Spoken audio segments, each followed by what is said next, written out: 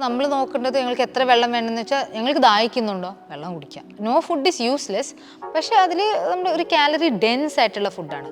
അപ്പോൾ അത് ആഴ്ചയിൽ 1-2 പ്രാവശ്യം കഴിച്ചുകൊണ്ട് അങ്ങനെ വലിയ ബുദ്ധിമുട്ടൊന്നും സംഭവിക്കും. നമ്മൾ ഒരു ഇൻഫ്ലുവൻസർ അല്ലെങ്കിൽ ഒരു സോഷ്യൽ മീഡിയ കോണ്ടന്റിൽ കാണിക്കുന്ന ഒരു ഡയറ്റ് കാണുന്നവർക്ക് അത് ഫോളോ ചെയ്താൽ ആ റിസൾട്ട്സ് ഉണ്ടാവണമെന്നില്ല, മറിച്ച് അതുകൊണ്ട് സൈഡ് ഇഫക്ട്സ് വരാതിരിക്കും എന്നും പറയാൻ പറ്റില്ല. അപ്പം അത്രയും സിവിയർ കാലറിക് റെസ്ട്രിക്ഷൻ ആകുമ്പോൾ ഞങ്ങൾ ഹോർമോണൽ ഇംബാലൻസ് വരുന്ന കാരണം പീരിയഡ്സ് എല്ലാം ഇറഗുലറാണ്. കുറേ സ്ത്രീകൾ കാണുന്നതാണ് PCOD അല്ലെങ്കിൽ PCOS. കൂടാതെ സ്ത്രീകളിലാണെങ്കിൽ ഫെർട്ടിലിറ്റി ഇഷ്യൂസ് പോലും വരാം റാപ്പിഡായിട്ട് വെയിറ്റ് ലോസ് ആയാൽ. ഒരു സെഡൻറ്ററി ആളാണെങ്കിൽ കൂടി എല്ലാ ദിവസവും രാവിലെ എക്സസൈസ് ചെയ്യുകയാണെങ്കിൽ നമ്മൾ ആ ഡെസ്ക് ജോബ് ചെയ്യുന്ന സമയത്ത് കൂടി നമ്മൾ ശരീരം കാലറി ബേൺ ചെയ്തുകൊണ്ടിരിക്കും. But in their mind they always look fat.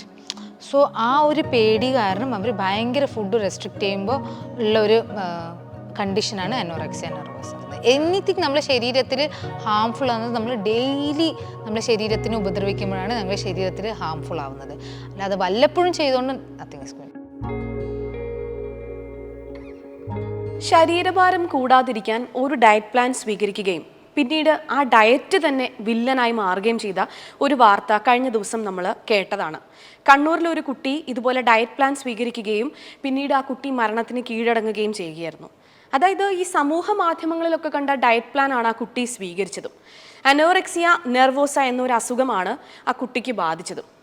നമുക്ക് ആ വിഷയത്തെക്കുറിച്ച് കൂടുതൽ അറിയണം. നമുക്കിപ്പം ഇന്ന് ഈ വിഷയത്തെക്കുറിച്ച് സംസാരിക്കുന്നതിന് വേണ്ടി സൺറൈസ് ഹോസ്പിറ്റലിലെ ഗ്യാസ്ട്രോ സർജൻ ഡോക്ടർ ഷബാനയാണ് ചേരുന്നത്. ഡോക്ടർ നമസ്കാരം. ഹായ്. സത്യത്തിൽ ഈ അനോറെക്സിയ നെർവോസ എന്ന് പറയുന്ന അസുഖം അതെന്താണ്? സോ അനോറെക്സിയ നെർവോസ എന്ന് പറയുന്നത് ഒരു സൈക്കാട്രിക് അസുഖമാണ്. ഇതിൽ ഈ പേഷ്യൻസിൽ നല്ലോണം പേടി കാരണം അവർ ഭയങ്കര സിവിയറായിട്ട് ഫുഡ് ഇൻടേക്ക് കുറയ്ക്കുന്നു.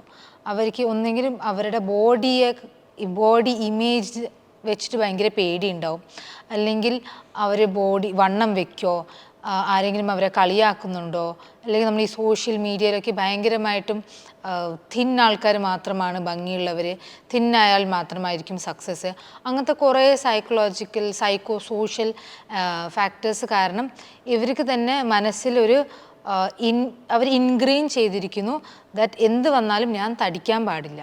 അപ്പോൾ അവരത് ഉള്ളിൽ ഉൾക്കൊണ്ടിട്ട് അവർക്കത് ആ ഒരു ഇൻസൈറ്റ് അവർക്ക് നഷ്ടപ്പെടുന്നു. അവർ നല്ലോണം ഫുഡ് റെസ്ട്രിക്റ്റ് ചെയ്യുന്നു. മീൻസ് പല മീൽസും അവർ അവോയ്ഡ് ചെയ്യുന്നു. ഫാമിലിയുടെ കൂടെയാണ് ജീവിക്കുന്നെങ്കിലും അവർ മീൽസ് ഒളിപ്പിച്ചിട്ട് വെക്കുന്നു. അപ്പോൾ അങ്ങനെ വരുമ്പോൾ അവർക്ക് ഭയങ്കരമായിട്ട് വെയിറ്റ് ലോസ് ആവും. ആൻഡ് അവർ കാണും അവർ നല്ലോണം മെലിഞ്ഞിരിക്കുകയാണെന്ന്. അവരുടെ ഫാമിലിയോ ഫ്രണ്ട്സൊക്കെ പറയും ഇയാൾ നല്ലോണം മെലിഞ്ഞിട്ടുണ്ട്, നല്ലോണം ക്ഷീണിച്ചിട്ടുണ്ട്. But in their mind they always look fat. So ആ ഒരു പേടി കാരണം അവർ ഭയങ്കര ഫുഡ് റെസ്ട്രിക്റ്റ് ചെയ്യുമ്പോൾ ഉള്ളൊരു കണ്ടീഷനാണ് അനോറെക്സിയ നെർവോസ. തീർച്ചയായും. അതുമാത്രമല്ല ഡോക്ടർ, അതായത് സാധാരണ രീതിയിൽ ഈ ഡയറ്റ് കൺട്രോൾ ചെയ്യുന്ന അല്ലെങ്കിൽ ഡയറ്റ് പ്ലാനൊക്കെ ഫോളോ ചെയ്യുന്ന ആൾക്കാരെന്ന് പറഞ്ഞാൽ ഒന്നുകിൽ എന്തെങ്കിലും അസുഖമുള്ളവർ ഡോക്ടറുടെ നിർദ്ദേശപ്രകാരം, അതല്ലെങ്കിൽ അമിതമായിട്ട് വണ്ണമുള്ളവർ. ഇപ്പോൾ ഡോക്ടർ പറഞ്ഞ പോലെ ഇത്തരം ആളുകൾ ഈ ഡയറ്റ് പ്ലാൻ ഫോളോ ചെയ്യുമ്പോൾ നമ്മൾ സ്വയം ഒരു ഡോക്ടർ ആവരുത് എന്നുള്ളത് പ്രത്യേകം ശ്രദ്ധിക്കേണ്ടതല്ലേ? സോ നമ്മൾ ഇപ്പോൾ മാഡം പറഞ്ഞ പോലെ എന്തെങ്കിലും ഓൾറെഡി ഒരു അസുഖമുണ്ട്, അപ്പം നമ്മൾ ഡെഫിനറ്റ്ലി ഒരു ഡോക്ടറിൻ്റെയും ഡോക്ടർ സജസ്റ്റ് ചെയ്യുന്ന ഒരു ഡയറ്റീഷ്യൻ അല്ലെങ്കിൽ ന്യൂട്രീഷനിസ്റ്റിനെ വെച്ചിട്ട് തന്നെയാണ് ഒരു ഡയറ്റ് പ്ലാൻ ഫോളോ ചെയ്യേണ്ടത്. എന്തെന്ന് വെച്ചാൽ അസുഖം ലൈക്ക് ഹൈപ്പോതൈറോയിഡിസം, പിന്നെ ഡയബറ്റീസ്, പിന്നെ ഹാർട്ട് ഡിസീസ്, അല്ലെങ്കിൽ ഓൾറെഡി ആൾക്ക് എന്തെങ്കിലും ഡെഫിഷ്യൻസീസ് ഉണ്ട്, ഇതൊക്കെ ഡോക്ടേഴ്സിന് മനസ്സിലാക്കാവുന്നതാണ്. അതിൻ്റെ എത്രത്തോളം സിവിയറിറ്റി ബോഡിയിൽ ഉണ്ടെന്ന് അറിയാവുന്നതാണ്. അത് ബേസ് ചെയ്തിട്ട് അവർക്കൊരു ഡയറ്റ് പ്ലാൻ ഡയറ്റീഷ്യൻ്റെ ഹെൽപ്പ് വെച്ചിട്ട് നമുക്ക് പ്രിസ്ക്രൈബ് ചെയ്യാവുന്നതാണ്.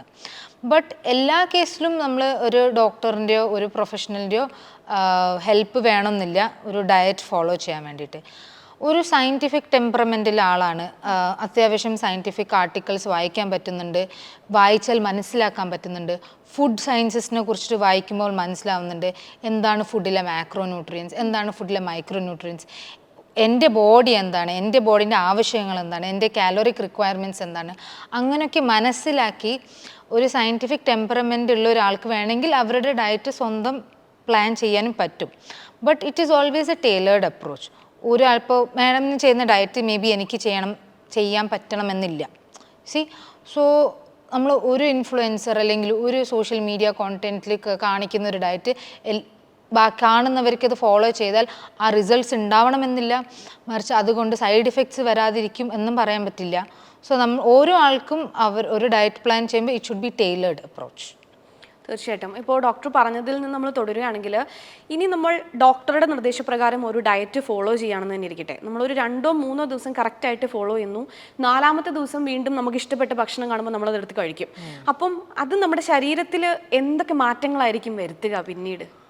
സോ യൂഷ്വലി ഞങ്ങൾ ഒരു നോർമൽ ഒരു അസുഖമൊന്നുമില്ല, ഒരു ഷുഗർ റെസ്ട്രിക്ഷൻ ആവശ്യമില്ല, മീൻസ് ഒരു പെർട്ടിക്കുലർ ഇൻഗ്രീഡിയൻറ്റ് 100% റെസ്ട്രിക്ഷൻ ചെയ്യേണ്ട ആവശ്യമില്ലാത്ത ഒരു ആളാണെങ്കിൽ ഈ 3ാമത്തെയോ 4ാമത്തെ ദിവസം ഞങ്ങൾക്ക് ഇഷ്ടമുള്ള ഒരു ഭക്ഷണം ഒരു മീലിൽ ഒരു കൺട്രോൾഡ് പോർഷനിൽ കഴിച്ചുകൊണ്ട് വലിയ ബുദ്ധിമുട്ട് സംഭവിക്കില്ല. അപ്പോൾ ആൾക്കാർ മനസ്സിലാക്കേണ്ടത് വെയിറ്റ് ലോസ് അല്ലെങ്കിൽ ഒരു ഓപ്റ്റിമം വെയിറ്റ് വരാം, ഓപ്റ്റിമം ബോഡി കോമ്പോസിഷൻ വരേണ്ടത് ഒരു ഷോർട്ട് ടേം ഗോളായിരിക്കാൻ പാടില്ല, റാപ്പിഡ് ഗോളായിരിക്കാൻ പാടില്ല. അത് നല്ലോണം ക്ഷമയോടെ കുറച്ച് ലോങ് ടേം ഒരു 6 months, ഒരു 1 year, may be even more than 1 year എടുത്തിട്ട് മെല്ലെ മെല്ലെ ചെയ്യേണ്ട ഒരു കാര്യമാണ്. വെയിറ്റ് ലോസ് എപ്പോഴും മെല്ലെ ആയിരിക്കണം. അപ്പോൾ 3 ദിവസം കഴിച്ചിട്ട് 4ാമത്തെ ദിവസം കഴിച്ചുകൊണ്ട് നമ്മൾ എന്താ പറയുക ബാക്ക് ടു സ്ക്വയർ വൺ പോലും, അതിൻ്റെ 4th day പിന്നെയും ആ ഒരു പ്രിസ്ക്രൈബ്ഡ് ഡയറ്റോ അല്ലെങ്കിൽ നമ്മൾ എന്താണോ കഴിക്കാൻ ഉദ്ദേശിക്കുന്നത് ഫോർ അവർ ബോഡി അത് പിന്നെയും ഫോളോ ചെയ്യാം. സോ വെനെവർ വി ഫോൾട്ടർ, നമ്മളൊന്ന് തെറ്റിപ്പോയി കഴിഞ്ഞാൽ പിന്നെയും വീണ്ടും നമ്മളുടെ ആ ഒരു കറക്റ്റ് പാത്തിലോട്ടേക്ക് വരാൻ നോക്കുക. ആൻഡ് ഗോൾസ് എപ്പോഴും ലോങ് ടേം ആയിരിക്കണം, ഒരു 6 months, ഒരു 1 year അങ്ങനെ ആയിരിക്കണം ഗോൾ. സോ ഞാൻ ചോദിച്ച പോലെ ഒരു ഇടയ്ക്കൊന്ന് കഴിച്ചുകൊണ്ട് അങ്ങനെ വലിയ ബുദ്ധിമുട്ടൊന്നും വരും, പ്രത്യേകിച്ചൊന്നും വരാനായിട്ടുള്ള ചാൻസ് ഒന്നുമില്ല. സാധാരണ രീതിയിൽ നമ്മൾ ചിലപ്പോൾ രാവിലെ എണീക്കുമ്പം ചിലപ്പോൾ ഒരു തലവേദന അല്ലെങ്കിൽ ക്ഷീണം ഈ കാര്യങ്ങളൊക്കെ ഉണ്ടാവും. അപ്പോൾ ഒരു ഡോക്ടറുടെ നിർദ്ദേശപ്രകാരം തന്നെ നമ്മൾ ഡയറ്റ് ഫോളോ ചെയ്ത് കഴിഞ്ഞാലും പലർക്കും ക്ഷീണം വരുന്നതായിട്ട് കേട്ടിട്ടുണ്ട്. അതിൻ്റെ ഒരു കാരണം എന്താണ് ഡോക്ടർ? സോ ഇങ്ങനെ ക്ഷീണം എന്ന് പറയുമ്പോൾ നമുക്ക് നോക്കണം, ആക്ച്വലി അങ്ങനത്തെ ഒരു സിംറ്റം ആരെങ്കിലും പറയുവാണെങ്കിൽ അതിന് പല പല കാരണങ്ങളുണ്ടാവാം. മേ ബി സംടൈം നമ്മളൊരു ഡയറ്റ് പ്രിസ്ക്രൈബ് അല്ലേ, ഞങ്ങൾ ആക്ച്വലി ഒരു ജനറലൈസ്ഡ് വ്യൂ ആണ് കൊടുക്കാറില്ലേ, ഇന്ന സാധനങ്ങൾ ഫുഡിൽ കൂട്ടിക്കോ, ഇന്ന ഭാഗങ്ങൾ കുറച്ചോ. പക്ഷേ സംടൈംസ് പേഷ്യൻസ് ഭയങ്കര ഓവറായിട്ട് അത് ഫോളോ ചെയ്യാൻ നോക്കും, അവർ സെൽഫായിട്ട് നല്ലോണം റെസ്ട്രിക്റ്റ് ചെയ്യും. അങ്ങനെ വരുമ്പോൾ അവർക്ക് വേണ്ട കാലറി അവർ മീറ്റ് ചെയ്യുന്നില്ലെങ്കിൽ അവർക്ക് ക്ഷീണം ഉണ്ടാവാം, ലോ ബ്ലഡ് പ്രഷർ ഉണ്ടാവാം. അവർ ടോട്ടലി സോൾട്ട് കട്ട് ചെയ്യുവാണെങ്കിൽ അവർക്ക് എന്തെങ്കിലും ഡിസീനസ്, തലവേദന അങ്ങനെ വരാം. അതേപോലെ സംടൈംസ് എന്തെങ്കിലും അണ്ടർലൈങ് ഡെഫിഷ്യൻസി, എന്തെങ്കിലും അസുഖം മിസ്സായിട്ടുണ്ടെങ്കിൽ, എന്തെങ്കിലും തൈറോയിഡിൻ്റെയോ ഷുഗറിൻ്റെയോ എന്തെങ്കിലും ബുദ്ധിമുട്ടുണ്ടെങ്കിൽ അവിടെ എന്തെങ്കിലും വാല്യൂസ് അബ്നോർമലായിട്ടും കുറച്ച് നോൺ സ്പെസിഫിക് സിംറ്റംസ് ഒക്കെ കാണാം. ബട്ട് ഇൻ ജനറൽ ആൾക്ക് എന്തെങ്കിലും ഒരു പ്രിസ്ക്രൈബ്ഡ് ഡയറ്റ്, ഓക്കെ, അല്ലാതെ നമ്മളിങ്ങനെ മാധ്യമങ്ങളിൽ കണ്ടിട്ടുള്ള ഡയറ്റല്ല, ഒരു ഹെൽത്ത് പ്രൊഫഷണലാണ് പ്രിസ്ക്രൈബ് ചെയ്ത ഡയറ്റ്, അത് ഫോളോ ചെയ്തിട്ടാണ് ബുദ്ധിമുട്ട് വരുന്നതെങ്കിൽ ഡെഫിനറ്റ്ലി അവരെ തിരിച്ചു പോയിട്ട് ഫോളോ അപ്പ് ചെയ്യണം.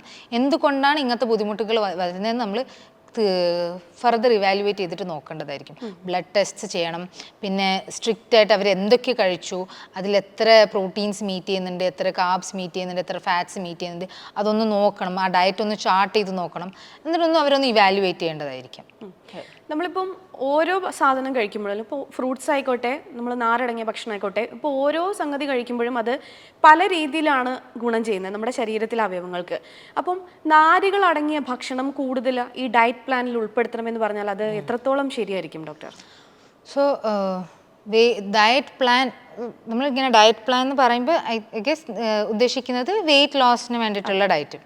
പക്ഷെ അങ്ങനത്തെ ഒരു ഉദ്ദേശം ഇല്ലെങ്കിൽ കൂടി, ഓക്കെ, ഇപ്പോൾ ഒരു ഹെൽത്തി വെയിറ്റ് ആണ്, ഹെൽത്തി ബോഡി കോമ്പോസിഷനിലെ ആളുകൾക്ക് കൂടി ഒരു റെഗുലർ ഫുഡ് ഇൻടേക്കിൽ അത്യാവശ്യം ഫൈബർ ഉണ്ടായിരിക്കണം.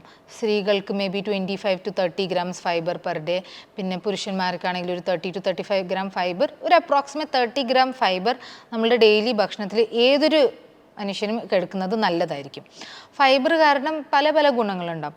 എസ്പെഷ്യലി ഞാൻ ഗാസ്ട്രോ സർജനാണ്, ഞങ്ങൾക്ക് ഗട്ട് ഹെൽത്തിലാണ് കോൺസെൻട്രേറ്റ് ചെയ്യുന്നത്. അപ്പോൾ ഞങ്ങളുടെ കുടലിൻ്റെ ഹെൽത്ത് മെയിൻറ്റെയിൻ ചെയ്യാൻ വേണ്ടിയിട്ട് കുടലിൻ്റെ ഉള്ളിൽ തന്നെ കുറേ ബാക്ടീരിയ ഉണ്ട്. അപ്പോൾ നമ്മളതിൻ്റെ ഗട്ട് മൈക്രോബയോം എന്ന് പറയും. പക്ഷേ ഈ ബാക്ടീരിയയ്ക്ക് സർവൈവ് ചെയ്യണമെങ്കിൽ അതിന് ഫുഡ് വേണം. ആ ഫുഡ് അതിന് കിട്ടുന്നത് നമ്മൾ കഴിക്കുന്ന ഫൈബറിൽ നിന്നാണ്. അപ്പോൾ നമ്മുടെ ഗട്ട് ബാക്ടീരിയ, നല്ല ഹെൽത്തി ബാക്ടീരിയ മെയിൻറ്റെയിൻ ചെയ്യാൻ വേണ്ടിയിട്ട് ഈ ഫൈബർ, നമ്മളുടെ ഡയറ്ററി ഫൈബർ ഹെൽപ്പ് ചെയ്യും. കൂടാതെ കുറേ കുടലിലെ അസുഖങ്ങൾ ഡയറ്ററി ഫൈബർ ഇൻടേക്ക് കറക്റ്റ് ആണെങ്കിൽ നമുക്ക് അവോയ്ഡ് ചെയ്യാം, അല്ലെങ്കിൽ കൺട്രോൾ ചെയ്യാം. ഈവൻ കുടലിൻ്റെ ക്യാൻസർ നല്ല ഫൈബർ അടങ്ങിയ ഡയറ്റ് കഴിക്കുന്നവരിൽ കുറവായിട്ട് കാണുന്നുണ്ട്. കൂടാതെ ഫൈബർ റിച്ച് ഫുഡ് കഴിക്കുമ്പോൾ നമുക്ക് വീണ്ടും പെട്ടെന്ന് വിശക്കൂല. ഫൈബർ ഫുഡിലുണ്ടാകുമ്പോൾ നമ്മൾ ആ ഫുഡ് അബ്സോർബ് ആവുന്ന സ്പീഡ് ഉണ്ടല്ലോ അത് കുറയും. അപ്പോൾ ഫുഡ് മെല്ലെ മെല്ലെ അബ്സോർബ് ആവും. അപ്പോൾ കുറേ നേരം നമുക്ക് വിശപ്പില്ലാതിരിക്കും. അപ്പോൾ കൂടി നമുക്ക് പോർഷൻസ് കൺട്രോൾ ചെയ്യാൻ പറ്റും. പിന്നെ ഡയബറ്റീസ് ഒക്കെ ഉള്ളവരിൽ അല്ലെങ്കിൽ മെറ്റബോളിക് സിൻഡ്രോം എന്ന് ഞങ്ങൾ പറയും, അതായത് അമിതവണ്ണം, ഫാറ്റി ലിവർ, ഇതിൻ്റെയൊക്കെ ഒരു കോമ്പിനേഷനാണ് മെറ്റബോളിക് സിൻഡ്രോം. ഈ പേഷ്യൻസിലൊക്കെ ഈ പെട്ടെന്ന് കാർബോഹൈഡ്രേറ്റ്സ് അബ്സോർബ് ആകുമ്പോൾ നമ്മൾ ബ്ലഡിൽ ഗ്ലൂക്കോസ് വേഗം കൂടും. ഫൈബർ നമ്മൾ ആ ഫുഡിൽ ഉണ്ടെങ്കിൽ ഈ ഗ്ലൂക്കോസ് കൂടുന്ന സ്പീഡ് ഉണ്ടല്ലോ അതും കുറയും. അപ്പോൾ ഈവൻ ഡയബറ്റീസ് പേഷ്യൻസിന് ബ്ലഡ് ഷുഗർ കൺട്രോൾ ചെയ്യാൻ നല്ലോണം ഹെൽപ്പ് ചെയ്യും നമ്മളുടെ ഡയറ്റിൽ ഫൈബർ ഉണ്ടെങ്കിൽ. പിന്നെ നമുക്ക് കോൺസ്റ്റിപ്പേഷൻ അവോയ്ഡ് ചെയ്യാം, പൈൽസ് അവോയ്ഡ് ചെയ്യാം. ഈ മലദ്വാരത്തിലുള്ള കുറേ ബുദ്ധിമുട്ടുകളുണ്ടല്ലോ, ഫീച്ചർ, ഫിസ്റ്റുല, ബ്ലീഡിങ്, അതൊക്കെ നമുക്ക് ഒന്നുകിൽ അവോയ്ഡ് ചെയ്യാം അല്ലെങ്കിൽ ആ ബുദ്ധിമുട്ടുകൾ കൺട്രോൾ ചെയ്തിട്ട് വെക്കാം. പിന്നെ ഫൈബർ കഴിക്കുകയാണെങ്കിൽ നമ്മൾ കൊളസ്ട്രോൾ ലെവൽസ് കുറയ്ക്കാൻ ഹെൽപ്പ് ചെയ്യും, നമ്മൾ ഹാർട്ട് ഹെൽത്ത് ഇമ്പ്രൂവ് ചെയ്യും. So all in all diet ചെയ്യുന്നവരും എല്ലാം വെയിറ്റ് ലോസ് ഉദ്ദേശിക്കാത്ത ആൾക്കാരാണെങ്കിൽ കൂടി നമ്മളുടെ ഫുഡിൽ ഒരു 30 ഗ്രാം ഫൈബർ ടാർഗറ്റ് ചെയ്യുന്നത് നല്ലതാണ്. ഡോക്ടറെ, നമ്മൾ ഈ സമൂഹ മാധ്യമങ്ങളിലൊക്കെ കാണുന്നുണ്ട്, വണ്ണം കൂടുതലാണോ എങ്കിൽ ഈ കാര്യങ്ങളൊക്കെ ഒന്ന് ചെയ്ത് നോക്കൂ, പെട്ടെന്ന് വണ്ണം കുറയും. നിങ്ങൾക്ക് രാവിലെ എണീക്കുമ്പോൾ ക്ഷീണമുണ്ടോ എങ്കിൽ ഇതൊക്കെ ഒന്ന് ചെയ്ത് നോക്കൂ. അപ്പോൾ അതിൽ എഴുതി വിടുന്ന കുറേ കാര്യങ്ങളുണ്ട്, ഇന്നത് കഴിച്ചാൽ നല്ലത്, ഇന്നത് കഴിച്ചാൽ വളരെ ദോഷം എന്നൊക്കെ. അതിലൊക്കെ എത്രത്തോളം നമുക്ക് വിശ്വാസ്യത കൊടുക്കാൻ പറ്റും ഡോക്ടർ? സോ ഫസ്റ്റ് ഞാൻ നോട്ടീസ് ചെയ്താണ്, ഇങ്ങനെ ചെയ്താൽ പെട്ടെന്ന് വണ്ണം കുറയും. നമ്മൾ ഒരിക്കലും പെട്ടെന്ന് വണ്ണം കുറയ്ക്കാൻ ശ്രമിക്കാൻ പാടില്ല. അവർ പറയും വെള്ളം മാത്രം കുടിക്കുക, അല്ലെങ്കിൽ ഇന്ന തരം ഭക്ഷണം മാത്രം കഴിക്കുക. ഇതൊക്കെ ഒരു ഫാറ്റ് ഡയറ്റ്, ഒരു ക്രാഷ് ഡയറ്റ് പോലത്തേതാണ്. അപ്പോൾ ഇവിടെയൊക്കെ അവർ ടാർഗറ്റ് ചെയ്യുന്നത് റാപ്പിഡ് വെയിറ്റ് ലോസ്. ചിലവരിൽ ഇത് എഫക്റ്റീവ് ആയിരിക്കും, ചിലവരിൽ ഇത് എഫക്റ്റീവ് ആയിരിക്കില്ല. ഈവൻ ഇഫ് ഇത് എഫക്റ്റീവ് ആണെങ്കിൽ റാപ്പിഡായിട്ട് വെയിറ്റ് ലോസ് ആവുമ്പോൾ നമ്മളുടെ ബോഡിയിലുള്ള ഫാറ്റിനേക്കാളും കൂടുതൽ നമുക്ക് മസിൽ ലോസ് ഒക്കെ വരാം. നമ്മുടെ ബോഡിയിലെ ന്യൂട്രിയൻസ് ഡിപ്ലീറ്റ് ആവാം, നമുക്ക് ബോൺ ഹെൽത്ത് എഫക്റ്റ് ആവും, മസിൽ ഹെൽത്ത് എഫക്റ്റ് ആവും, പിന്നെ ഹെയർ, നെയിൽ, സ്കിൻ, ഇതൊക്കെ എഫക്റ്റ് ആവും. കൂടാതെ സ്ത്രീകളിലാണെങ്കിൽ ഫെർട്ടിലിറ്റി ഇഷ്യൂസ് പോലും വരാം റാപ്പിഡായിട്ട് വെയിറ്റ് ലോസ് ആയാൽ. പിന്നെ അവർ പറയുന്ന കുറച്ച് 5 to 6 പോയിൻറ്റ്സ് ഞങ്ങൾ കുറച്ച് നാൾ ചെയ്തു, പിന്നെ അത് നിർത്തുമല്ലോ. യൂഷ്വലി ഈ പറയുന്ന പോയിൻറ്റ്സ് ലൈഫ് ലോങ് സസ്റ്റൈനബിൾ ആയിരിക്കില്ല. ആഫ്റ്റർ എ പോയിന്റ് നമുക്കത് മടുക്കും, നമുക്കത് ചെയ്യാൻ പറ്റില്ല. അങ്ങനെ നിർത്തുന്ന സമയത്ത് റാപ്പിഡായിട്ട് വെയിറ്റ് ഗെയിൻ ചെയ്യും. എന്ത് നമ്മൾ റാപ്പിഡായിട്ട് ലൂസ് ചെയ്താൽ അത് അത്ര തന്നെ സ്പീഡിൽ ഗെയിൻ ചെയ്യും. ഇന്നത്തെ ഈ വെയിറ്റ് ഗെയിൻ ചെയ്യുമ്പോൾ നമ്മൾ ഈ നഷ്ടപ്പെട്ട മസിൽ ഉണ്ടല്ലോ, ആ മസിൽ ഹെൽത്ത് വീണ്ടും വരില്ല, പക്ഷേ ഫാറ്റ് കൂടും. അപ്പോൾ നമ്മൾ ബോഡി കോമ്പോസിഷൻ തന്നെ വേഴ്സൺ ചെയ്യും. അതായത് മുമ്പ് ഒരു പർട്ടിക്കുലർ പെർസെൻറ്റേജ് ഫാറ്റും മസിലും ഉള്ളവർക്ക് ഈ ഡയറ്റ് ഫോളോ ചെയ്തിട്ട് ഈ ഡയറ്റ് നിർത്തുമ്പോൾ റീബൗണ്ടായിട്ട് മസിൽ കുറയും, ഫാറ്റ് കൂടുക ചെയ്യണം. So if you see anything റാപ്പിഡായിട്ട് വെയിറ്റ് കുറയ്ക്കുക, അത് അവിടെ തന്നെ ക്ലോസ് ചെയ്യുക, ക്ലോസ് ദാറ്റ് കണ്ടന്റ്, അത് ഫോളോ ചെയ്ത് റാപ്പിഡായിട്ട് ഒന്നും ഫോളോ ചെയ്യാതിരിക്കുക. ഡോക്ടർ, അതുപോലെ ഈ മോണോ ഡയറ്റ് എന്ന് പറയുന്ന ഒരു സംഭവം ഉണ്ടല്ലോ, ഇപ്പോൾ ഡോക്ടർ നേരത്തെ പറഞ്ഞ പോലെ ക്രാഷ് ഡയറ്റ്, ഈ രണ്ട് ഡയറ്റും തമ്മിലുള്ള ഒരു വ്യത്യാസം എന്താണ് ഡോക്ടർ? ഞാൻ മനസ്സിലാക്കിയിരിക്കുന്നത് മോണോ ഡയറ്റ് ഒരു ടൈപ്പ് ഓഫ് ക്രാഷ് ഡയറ്റ് ആണ്. സോ നമ്മൾ ക്രാഷ് ഡയറ്റ് എന്ന് പറയുമ്പോൾ ഉദ്ദേശിക്കുന്നത് ഒരു സിവിയർ ഫോം ഓഫ് ഡയറ്റിങ്, ഭയങ്കര സിവിയറും എക്സ്ട്രീം ഫോമായിട്ട് ഫുഡ് ഐറ്റംസ് റെസ്ട്രിക്റ്റ് ചെയ്യുന്നു. അതായത് വാട്ടർ ഡയറ്റ് ഉണ്ട്. സോ ഫോർ ഒരു 1 week or 2 weeks or maybe in 3 weeks only water കുടിക്കണം. അതിലൊക്കെ that is like very very unhealthy. കാരണം നമ്മൾ ടോട്ടൽ സ്റ്റാർവേഷൻ മോഡിലാണ് പോകുന്നത്, ബോഡിക്കുള്ള എല്ലാ ന്യൂട്രിയൻ ഡിപ്ലീറ്റ് ആവാനുള്ള ചാൻസ് ഉണ്ട്. അതേപോലെ മോണോ ഡയറ്റ് എന്ന് പറയുമ്പോൾ ഒരു ടൈപ്പ് ഓഫ് ക്രാഷ് ഡയറ്റ് ആണ്. ഒരു ഫുഡ് ഐറ്റം മാത്രം കഴിക്കുക, ക്യാബേജ് സൂപ്പ് മാത്രം കുടിക്കുക, അല്ലെങ്കിൽ ദാൽ റൈസ് മാത്രം കഴിക്കുക, അല്ലെങ്കിൽ വാട്ടർ മാത്രം കുടിക്കുക. സോ ഇങ്ങനെ ചെയ്യുമ്പോൾ ഇതൊരു ടൈപ്പ് ഓഫ് ക്രാഷ് ഡയറ്റിംഗ് ആണ്. അപ്പോൾ നമ്മൾ പറഞ്ഞില്ലേ, ഈ ആദ്യം പറഞ്ഞ പോലെ റാപ്പിഡായിട്ട് വെയിറ്റ് ലൂസ് ചെയ്യാം, പക്ഷെ അവിടെ പോകുന്നത് ഞങ്ങൾ മസിൽ ഹെൽത്ത് പോകും. പിന്നെ ആദ്യത്തെ 5 ദിവസം ഏതൊരു ഡയറ്റ് ഫോളോ ചെയ്യുമ്പോൾ നമുക്ക് ആക്ച്വലി ലോസ് ആവുന്ന 3 to 4 kg വാട്ടർ വെയിറ്റ് ആണ്. ഇതെന്തായാലും ഗെയിൻ ആവും, 100% you will gain it back. കൂടാതെ ഞാൻ പറഞ്ഞ ഈ ബോഡി കോമ്പോസിഷന് വ്യത്യാസം വരും, പല കോംപ്ലിക്കേഷൻസ് വരും. സോ മോണോ ഡയറ്റ് ആയാലും വേറെ ടൈപ്സ് ഓഫ് ക്രാഷ് ഡയറ്റ് ആയാലും it is better not to follow it. ഈ അശാസ്ത്രീയമായിട്ടുള്ള ഈ ഡയറ്റ് പ്ലാനൊക്കെ നമ്മൾ സ്വീകരിക്കുമ്പോൾ പ്രത്യേകിച്ച് സ്ത്രീകളെ സംബന്ധിച്ച് ഒരു ആർത്തവ അത് പല സമയങ്ങളിലായി പോവും, അതല്ലെങ്കിൽ മുടി കൊഴിച്ചിൽ, ഈ പറയുന്ന കാര്യങ്ങളൊക്കെ തന്നെ ഉണ്ടാവും. അപ്പം അതെങ്ങനെയാണ് ഡോക്ടർ സംഭവിക്കുന്നത് നമ്മുടെ ശരീരത്തിൽ? അത് ഞാൻ പറയാം, ഇറ്റ്സ് ഓൾ നമ്മൾ ന്യൂട്രിയൻ ഡിപ്ലീഷൻ കാരണം എഫക്റ്റ് ആവുന്നത് നമ്മൾ ഹോർമോൺ, പിന്നെ സ്ത്രീകളാകുമ്പോൾ ഹോർമോണൽ ഇംബാലൻസും വരും. നമ്മളുടെ എക്സസീവായിട്ട് കാലറി റെസ്ട്രിക്ഷൻ വരുമ്പോൾ. അപ്പോൾ നമ്മൾ കാണുന്നത് ആൾക്കാർ സംടൈംസ് ഒക്കെ 800 കാലറി 600 കാലറി മാത്രം ദിവസം കഴിക്കും, ഭയങ്കര സ്പീഡിൽ വെയിറ്റ് കുറയ്ക്കാൻ വേണ്ടിയിട്ട്. അപ്പം അത്രയും സിവിയർ കാലറിക് റെസ്ട്രിക്ഷൻ ആകുമ്പോൾ നിങ്ങൾ ഹോർമോണൽ ഇംബാലൻസ് വരുന്ന കാരണം പീരിയഡ്സ് എല്ലാം ഇറഗുലറും. കുറേ സ്ത്രീകൾ കാണുന്നതാണ് PCOD അല്ലെങ്കിൽ PCOS. മേ ബി അത് എസിംറ്റമാറ്റിക് ആയിരിക്കും, അത് ജസ്റ്റ് ഒരു അവിടെ ഉണ്ട്, പക്ഷെ അതുകൊണ്ട് അവർക്ക് അങ്ങനെ സിൻഡ്രോമായി മാറുന്നില്ല. ബട്ട് അവരിങ്ങനെ ഭയങ്കര സിവിയർ ആയിട്ട് ഡയറ്റിങ് ചെയ്യും, ഭയങ്കര വെയിറ്റ് ലോസ് വരുമ്പോൾ ഇതൊക്കെ സിംറ്റംസ് ആയി മാറി PCO സിൻഡ്രോം തന്നെ വന്നു. പിന്നെ അവർക്ക് പീരിയഡ്സ് മിസ്സാവുന്നു, കൺസീവ് ചെയ്യാനുള്ള ബുദ്ധിമുട്ടുകൾ കൂടുന്നു. പിന്നെ അപ്പോൾ ഇതൊരു ഏകദേശം ഒരു ഹോർമോണൽ ഇംബാലൻസ് കാരണം വരുന്നതാണ്. പിന്നെ കൂടാതെ നമ്മളൊരു പെരിമെനോപോസ് എന്നൊക്കെ പറയും, 45 to 55 റേഞ്ചിൽ വരുന്നത്. അപ്പോൾ ഓൾറെഡി നമ്മൾ ഹോർമോൺസൊക്കെ കുറയുന്നത് കാരണം നമ്മൾക്ക് ബോണിൻ്റെ ശക്തി കുറയാം, നമ്മളതിന് ഓസ്റ്റിയോപോറോസിസ് എന്ന് പറയും. ബോണിൻ്റെ ശക്തി കുറയാം, ഹാർട്ട് ഡിസീസ് വരാനുള്ള റിസ്ക് കൂടാം, ഇൻ ജനറൽ ശരീരത്തിൽ ഫെറ്റീഗും ടയർഡ്നെസ് ഒക്കെ ഉണ്ടാകും.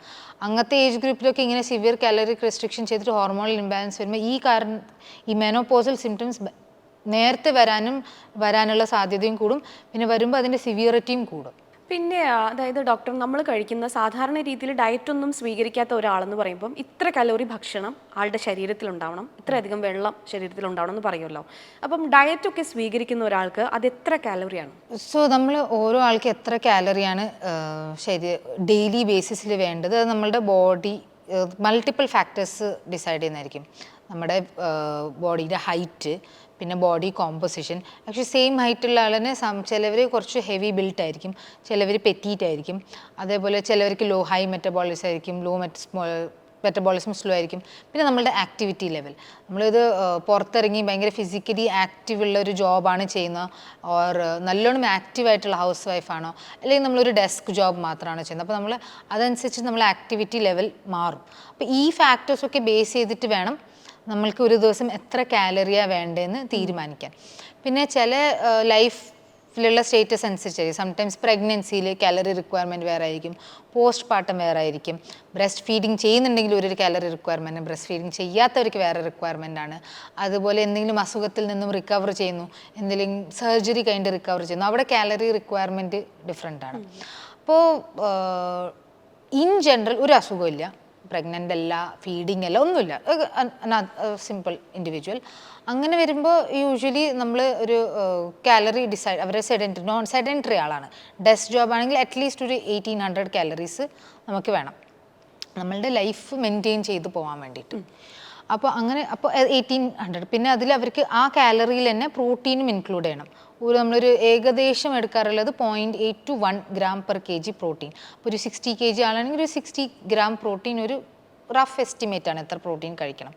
അപ്പം ഏതൊരു വ്യക്തിക്കും എന്നിട്ട് ഈ 1800 കാലറി റിക്വയർ ചെയ്യുന്ന ഒരാൾക്ക് വെയിറ്റ് കുറയ്ക്കണമെങ്കിൽ പെർ ഡേ അതൊരു 200 to 300 കാലറി കുറച്ചിട്ട് മുന്നോട്ട് പോയി കഴിഞ്ഞാൽ over A period of 1 to 2 weeks they will loose ഒരു 0.5 kg ഓർ 1 kg.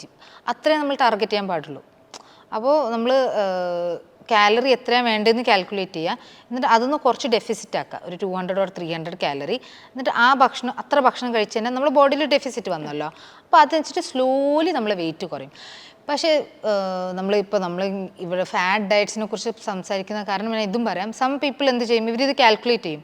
അവർക്കറിയാം ഒരു 3500 കിലോ കാലറി കുറഞ്ഞാൽ 1 കിലോ കുറയും. അപ്പോൾ they will try to eat only 800 calories. അപ്പോൾ അങ്ങനെ ചെയ്യാതിരിക്കുക. What you can do is 200 to 300 calorie ഫുഡിൽ ഡെഫിസിറ്റ് കൊണ്ടുവന്നിട്ട് ബാക്കി വേണമെങ്കിൽ എക്സസൈസ് ചെയ്തിട്ട് കുറയ്ക്കാം. എക്സസൈസ് ചെയ്യുമ്പോൾ നമ്മൾ എക്സസൈസ് കാലറി ബേൺ ചെയ്യും. കൂടാതെ നമ്മൾ എക്സസൈസ് ചെയ്ത് കഴിഞ്ഞിട്ട് നോർമലായിട്ട് ഇരിക്കുമ്പോൾ കൂടി ഞങ്ങളുടെ മെറ്റബോളിസം ഹൈ ആയിരിക്കും.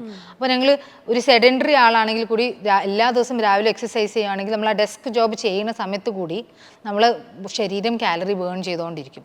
So you can do A combination. ചെറുതായിട്ട് കാലറിക്ക് റെസ്ട്രിക്ഷൻ ചെയ്യുക, കുറച്ച് എക്സസൈസ് ചെയ്യുക, കുറച്ച് വെയിറ്റ് ട്രെയിനിങ് ചെയ്യുക, ഇതൊക്കെ കമ്പൈൻ ചെയ്തിട്ട് വെയിറ്റ് കുറയ്ക്കാൻ നോക്കാം. ഈ ഒരു വെള്ളത്തിൻ്റെ പ്രാധാന്യം എത്രത്തോളമാണ് ഡോക്ടർ? സാധാരണ രീതിയിൽ ഈ ഹാർട്ടിന് കംപ്ലൈൻ്റ് ഒക്കെ ഉള്ളവർ, പ്രത്യേകിച്ച് ഈ കാർഡിയാക് വിഭാഗം പറയും ഇത്ര അളവിൽ വെള്ളം മാത്രമേ കുടിക്കാൻ പാടുള്ളൂ എന്നൊക്കെ ഉണ്ടല്ലോ.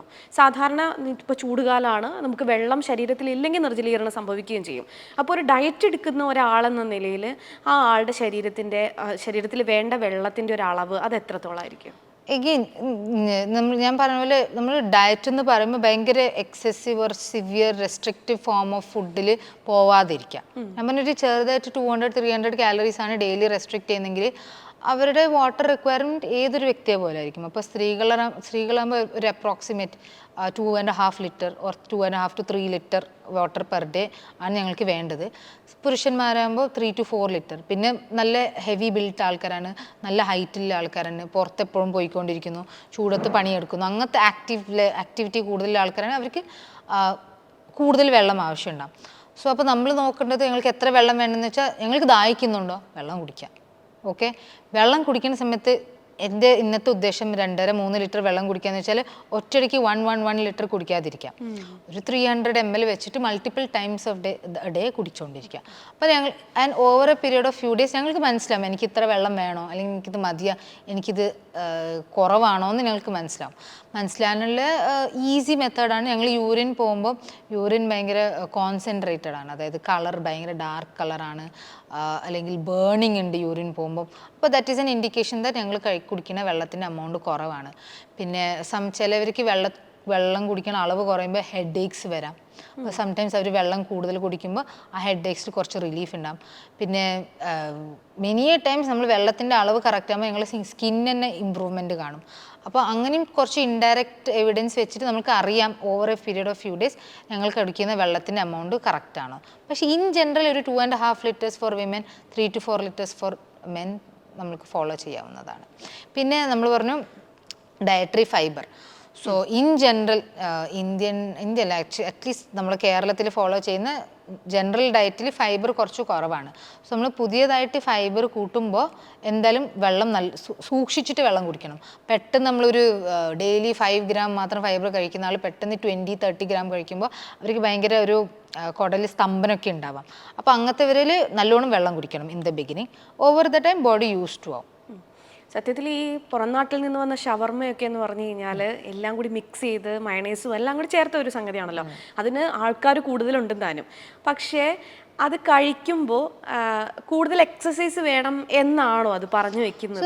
അത് ഹാനികരമായിരിക്കുമോ ശരീരത്തിന്? ഇപ്പം നമ്മൾ ആഴ്ചയിൽ 3 ദിവസത്തിലൊരു പ്രാവശ്യം അല്ലെങ്കിൽ ആഴ്ചയിൽ ഒരു പ്രാവശ്യം ഒരു ഷവർമ്മ പോലെ ഇനി ഷവർമ്മ ഉദ്ദേശിക്കുന്നത് അത് ഭയങ്കര കാലറി ഡെൻസ് ആണ്. ഇത്രയാണ് സാധനമെങ്കിലും അതിൽ ഭയങ്കര ഹൈ ഫാറ്റാണ്, പിന്നെ വലിയൊരു കുബൂസുടുമ്പ് ഹൈ കാർബോഹൈഡ്രേറ്റ്സ് ആണ്, പിന്നെ കുറേ റിഫൈൻഡ് കാര്യങ്ങളാണ് യൂസ് ചെയ്യുന്നത്. കുറച്ച് ചിക്കൻ ഉണ്ടെങ്കിൽ കുറച്ച് പ്രോട്ടീനും കിട്ടും. So it is not no food is useless, പക്ഷേ അതിൽ നമ്മൾ ഒരു കാലറി ഡെൻസ് ആയിട്ടുള്ള ഫുഡാണ്. അപ്പോൾ അത് ആഴ്ചയിൽ 1-2 പ്രാവശ്യം കഴിച്ചുകൊണ്ട് അങ്ങനെ വലിയ ബുദ്ധിമുട്ടൊന്നും സംഭവിക്കില്ല. പക്ഷേ നമ്മൾ യങ്സ്റ്റേഴ്സ് കാണും, എസ്പെഷ്യലി കോളേജിൽ പഠിക്കുവാണ് അല്ലെങ്കിൽ പുതിയതായിട്ട് ജോലിയിൽ കയറിയിരിക്കുന്നവർക്ക് ഫുഡ് പ്രിപ്പയർ ചെയ്യാനുള്ള സമയമില്ല, അല്ലെങ്കിൽ ഒന്ന് ഇരുന്ന് പ്ലേറ്റൊക്കെ എടുത്തിട്ട് നോർമൽ ഫുഡ് കഴിക്കാനുള്ള സമയമില്ല. അപ്പോൾ പെട്ടെന്ന് പോയി ഷവർമ്മ കഴിക്കുക, ആൻഡ് ദാറ്റ് ബിക്കംസ് എ നോം. ഡെയിലി ഷവർമ്മ കഴിക്കുക, ഷവർമ്മയാണ് അവരുടെ ഡെയിലി ഡിന്നർ. അങ്ങനെ വരുമ്പോൾ ഇത് ഷവർമ്മയെ പറയുന്നില്ല, in general any junk food അല്ലെങ്കിൽ ഒരു പ്രോപ്പർലി ബാലൻസ്ഡ് അല്ലാത്ത മീൽ, ഇൻ ജനറലി ഇങ്ങനത്തെ ഒരു മീൽ ഡെയിലി കഴിക്കുമ്പോഴാണ് ബുദ്ധിമുട്ടുകൾ വരുന്നത്. എനിത്തിങ് നമ്മുടെ ശരീരത്തിൽ ഹാംഫുൾ ആവുന്നത് നമ്മൾ ഡെയിലി നമ്മുടെ ശരീരത്തിന് ഉപദ്രവിക്കുമ്പോഴാണ് നമ്മുടെ ശരീരത്തിൽ ഹാംഫുൾ ആവുന്നത്. അല്ലാതെ വല്ലപ്പോഴും ചെയ്തുകൊണ്ട് നത്തിങ് ഈസ് ഗുഡ്. അല്ല, ഇതൊക്കെ കഴിക്കുമ്പോൾ അതിനൊപ്പം തന്നെ നമ്മൾ വ്യായാമം കൊണ്ടുപോകണം എന്നുള്ളതും വ്യായാമം എന്തായാലും ചെയ്യണം. നമ്മൾ ഷവർമ്മ കഴിച്ചില്ലെങ്കിലും കഴിച്ചാലും വ്യായാമം ചെയ്യണം. പക്ഷേ എന്ന് വെച്ചാൽ ഞാൻ ഡെയിലി ഇപ്പോൾ സപ്പോസ് 45 മിനിറ്റ്സ് നടക്കുമോ ജോഗിങ് ചെയ്യുന്നു, ഇന്ന് ഷവർമ്മ കഴിച്ചെന്ന് വിചാരിച്ചിട്ട് 60 മിനിറ്റ്സ് ജോഗിങ് ചെയ്യേണ്ടെന്നില്ല. അത് body will get use to it. നമ്മൾ എന്തായാലും ഷവർമ്മ കഴിച്ചു കഴിഞ്ഞാൽ ഷവർമ്മ കഴിച്ചിട്ട് ഒരു നോർമൽ മീൽ കഴിക്കൂലല്ലോ, അപ്പോൾ നമ്മുടെ ബോഡി അടുത്ത ദിവസത്തിൽ അത് മേക്കപ്പ് ചെയ്തോളൂ. ആക്ച്വലി നമ്മൾ ഇപ്പോൾ ഇങ്ങനെ സംസാരിക്കുമ്പോൾ ഞങ്ങളിപ്പോൾ മൊത്തത്തിലും ഈ കേസ് വെച്ചിട്ട് ഒരു ഡയറ്റ് പ്ലാനാണ് കുട്ടിയുടെ ജീവൻ നഷ്ടപ്പെടാനുള്ള കാരണമെന്ന് ഞങ്ങൾ ധരിക്കുന്നു. പക്ഷേ ഇവിടെ 2 things are there, 2 serious things are there. ഒന്ന്, ഫാറ്റ് ഡയറ്റ്സ് ഫോളോ ചെയ്യുന്നു. സെക്കൻഡ്, ഈ കുട്ടിക്കൊരു സൈക്കാട്രിക് ഡിസീസ് ഉണ്ടായിരുന്നു. ഈ രണ്ടുമാണ് കുട്ടിയുടെ ജീവന് പോകാനുള്ള കാര്യം. അപ്പോൾ നമ്മളിവിടെ ആ ഒരു സൈക്കാട്രിക് ആസ്പെക്റ്റും അവഗണിക്കാൻ പാടില്ല. അതായത് ഞങ്ങളുടെ വീട്ടിലുള്ള കുട്ടികളാണോ, ഞങ്ങളുടെ ഫ്രണ്ട്സ് ആണോ, അല്ലെങ്കിൽ ഫാമിലിയിൽ ആരെങ്കിലും ആണോ, ഞങ്ങൾ കാണുന്നു കുട്ടി ഭക്ഷണം കഴിക്കണില്ല, ഭയങ്കരമായിട്ട് ശുഷ്കിച്ചിരിക്കുന്നു, ക്ഷീണം വന്നിരിക്കുന്നു, മുഖമൊക്കെ ഒട്ടിയിരിക്കുന്നു, we should take it seriously. ഇപ്പോൾ ഈ കുട്ടിയുടെ ട്രീറ്റിംഗ് ഡോക്ടേഴ്സ് പറഞ്ഞിട്ടുണ്ട് ഇവരെ സൈക്കാട്രിയുടെ ഹെൽപ്പ് വേണമെന്ന് പറഞ്ഞിട്ടും അവർ സമയത്തിന് ചെയ്യാൻ പറ്റിയില്ല. ബിക്കോസ് ഓഫ് ഡിഫറെൻറ്റ് റീസൺ അത് ചെയ്യാൻ പറ്റിയില്ല. That could be the reason ഈ കുട്ടിയുടെ ജീവൻ പോയത്. അപ്പോൾ നമ്മൾ അറ്റ് വൺ പോയിന്റ് നമ്മൾ അനാവശ്യമായിട്ടുള്ള ഫാറ്റ് ഡയറ്റ് ഫോളോ ചെയ്യാൻ പാടില്ല. ഫോർ എ നോർമൽ പേഴ്സൺ ഒരു സൈക്കാട്രിക് അസുഖം നമ്മൾ സസ്പെക്ട് ചെയ്യുന്നുണ്ടെങ്കിൽ മസ്റ്റായിട്ടും സൈക്കാട്രി, സൈക്കോളജി, മൾട്ടി ഡിസിപ്ലിനായിട്ട് ഇങ്ങനത്തെ കുട്ടികളെ ട്രീറ്റ് ചെയ്യേണ്ടതാണ്. സോ അത് നമ്മൾ ഒട്ടും നെഗ്ലക്ട് ചെയ്യാൻ പാടില്ല. തീർച്ചയായിട്ടും. അപ്പോൾ പറഞ്ഞു വരുന്നത് ഇത്രയേ ഉള്ളൂ. നമ്മളൊരു ഡയറ്റ് പ്ലാൻ ഒക്കെ സ്വീകരിക്കുമ്പോൾ ആ ഡോക്ടറുടെ നിർദ്ദേശം, നമ്മൾ ഏത് ഡോക്ടറെയാണോ കാണുന്നത് ആ ഡോക്ടറുടെ നിർദ്ദേശപ്രകാരം മാത്രം അതൊക്കെ ഫോളോ ചെയ്യുക. നന്നായിട്ട് വെള്ളം കുടിക്കുക. പ്രത്യേകിച്ച് ചൂട് സമയമാണ്, നിർജ്ജലീകരണം ശരീരത്തിൽ എന്തായാലും സംഭവിക്കും. അതൊക്കെ ഒഴിവാക്കി നല്ലൊരു ശരീരം നമുക്കുണ്ട്, അത് ഭംഗിയായി തന്നെ സൂക്ഷിക്കുക. അപ്പോൾ ഈ ഒരു വിഷയത്തിൽ നമ്മളോട് പ്രതികരണം നടത്തിയത് ഇപ്പോൾ സൺറൈസ് ഹോസ്പിറ്റലിലെ ഗ്യാസ്ട്രോ സർജൻ ഡോക്ടർ ഷബാനയാണ്. നന്ദി ഡോക്ടർ.